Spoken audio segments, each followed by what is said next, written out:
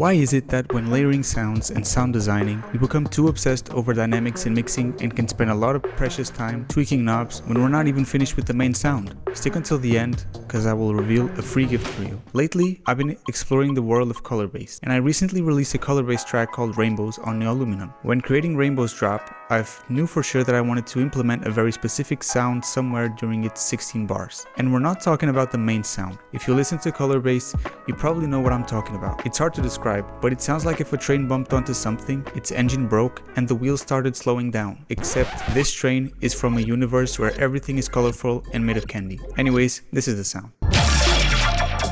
I was working on the drop, knowing in my head that I had to use this sound somewhere, until the time arrived. This was for me the perfect time to implement it. However, there was a problem. I did not know how to create it. Previously, I would get frustrated and start throwing things into the wall to see what would stick. But this time, I was really willing to dissect what I had to do. So I took a deep breath, relaxed, and thought to myself, what if we prioritize the obvious?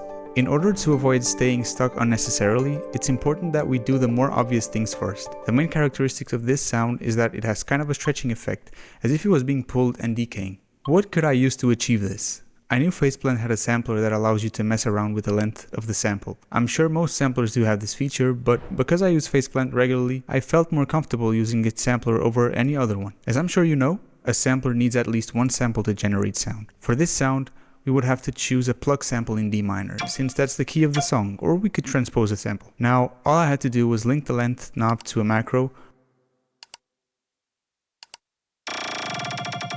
automate the macro, mess around with the automation until I'd find a sweet spot, and add extra processing in and outside of Faceplant, like some chorus to make it wider, some dispersers to emphasize the attack, distortion, etc.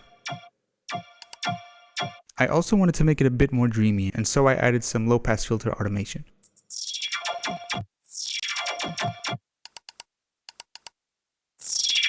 By prioritizing the things that look to be more obvious, it's like we are freeing up space in our brain's CPU so that he can dedicate it all to the software that requires more CPU power, which in this case is doing the harder things. Now we feel more relaxed and more confident because we actually feel like we're going somewhere. However, I now face another problem. If we compare with the rest of the drop, it sounds weak. Okay, so let's apply the prioritize the obvious rule again. The obvious thing to do to a sound if it sounds weak is to add a sub bass. That's exactly what I did. How to make a sub in FL Studio? 3x oscillator, turn off oscillators 2 and 3, add distortion, remove the highs, and add a limiter to crank up the volume. Now, it would make sense if the sub just played a simple note. It should emulate what the main sound does and create a falling down effect. So I automated down the coarse pitch knob.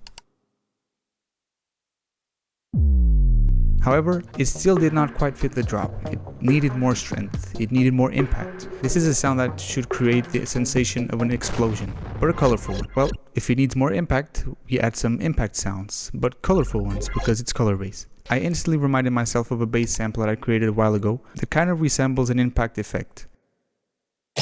Because I had to give it more color, I used the same plug sample in D minor as before as an impulse response for a convolution reverb.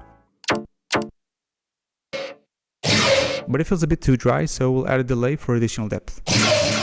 Now that I had the foundation of the sound and it was sounding pretty solid, I knew that now all I had to do was add extra detail, and because I had done a good portion of the drop, I already had different sounds I could use. Now I could freestyle and recycle. If you're liking this video so far, consider giving it a like and subscribing, and also turn on notifications. I thought to myself, wait a minute. It's impossible not to have a signature sound if you start freestyling. At this point, you aren't following any rules, so how could you possibly be imitating someone? You're starting to create your own rules, and that feels fantastic. It feels liberating. I started dragging some sounds from the same song or from another sample pack to the same place of the other layers. I was feeling I could emphasize the impact, so I added a click sound. I also thought it could be stronger in the low-mid frequencies, so I added a low-mid rich bass. And I also added a couple extra layers for even more color. All of this just by dragging and dropping, since these sounds were already used or created before. And remember, I know this sounds very cliche and everyone says this, but every layer must have a purpose. If you can hear the difference, remove it. Just don't add by adding. Freestyle and recycle, but purposefully.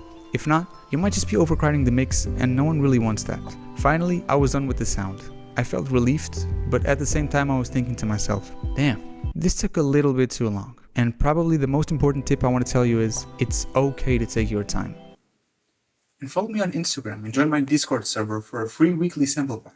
Even the most experienced sound designers in the world struggle to achieve the sound they have in their heads. I recently watched an AU5 course, and he himself said that it took him way too long to make the sound he was talking about. Just like with words, sometimes you can't find the right words to express yourself clearly. The same happens with sounds. Sometimes you have to stutter and stumble and try several times until you finally achieve the sound you desired in the beginning. In the beginning of the video, I said I had a free gift for you, and the free gift is the Rainbows project file. There are 3 or 4 samples from paid sample packs that I did not put in there, but they are not so important, just tiny details. You'll barely see the difference. The link's in the description, and go check out my new song Rainbows, released on the Aluminum, if you haven't already. The video is right here.